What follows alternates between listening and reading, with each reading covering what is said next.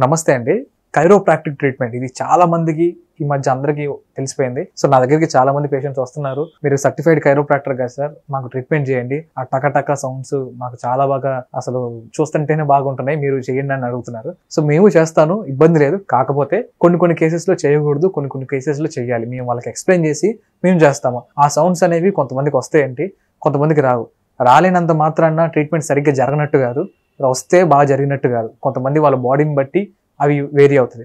ఇంకొకళ్ళు ఏంటంటే, ఒక పేషెంట్ నాకు సజెషన్ ఇచ్చారు, సార్ కొంతమంది కైరోప్రాక్టర్స్ ఫీమేల్ అంటే ఆడవాళ్ళని పెట్టుకొని లేదంటే మోడల్స్ని పెట్టుకొని ట్రీట్మెంట్ చేస్తూ వీడియోస్ అప్లోడ్ చేస్తున్నారు, మీరు కూడా అలా చేయొచ్చు కదా, చాలా పాపులర్ అవుతారు, చాలా వీడియో రీచ్ వస్తుంది, వ్యూస్ వస్తాయి కదా అని అడిగారు. కానీ నేను ఆ తప్పు చేయను. తప్పు అని ఎందుకు అంటున్నానంటే, ప్రొఫెషనల్ ఎథిక్స్ అనేవి కొన్ని ఉంటాయండి. సో మన దగ్గరకు వచ్చే పేషెంట్లని వాళ్ళ బాడీ కనపడేలాగా, ట్రీట్మెంట్ లో కనపడేలాగా వీడియోలు అప్లోడ్ చేయను. ఇప్పుడు సర్జన్స్ ఉన్నారు, వాళ్ళు గుండె ఆపరేషన్ చేస్తారు, వాళ్ళ బాడీ ఎక్స్పోజ్ చేసి వాళ్ళు ఆపరేషన్ చేస్తారు, కానీ ఎప్పుడు వాళ్ళు సోషల్ మీడియాలో అప్లోడ్ చేయరు, ఎందుకంటే ప్రొఫెషనల్ ఎథిక్స్ అనేవి ఉంటాయి. సో నేను కూడా కైరోప్రాక్టిక్ వీడియోస్ కూడా అప్లోడ్ చేస్తాను, కానీ వాళ్ళ బాడీ కనపడేలాగా ఎప్పుడు పెట్టను. నా వీడియోస్ రీచ్ కోసం ఒకళ్ళ బాడీ కనపడే లేదా వల్గారిటీగా మనం ఎప్పుడు వీడియోస్ చేయను. సో మీరు అలాంటిది ఎంకరేజ్ చేయడం వల్ల నలుగురు పుట్టుకొస్తారు, ఇంకొకరు చేస్తూ ఉంటారు. అది ఎంకరేజ్ చేయమాకండి. ఎథికల్ గా, ప్రొఫెషనల్ గా ఉండడానికి ట్రై చేయండి. Thank you.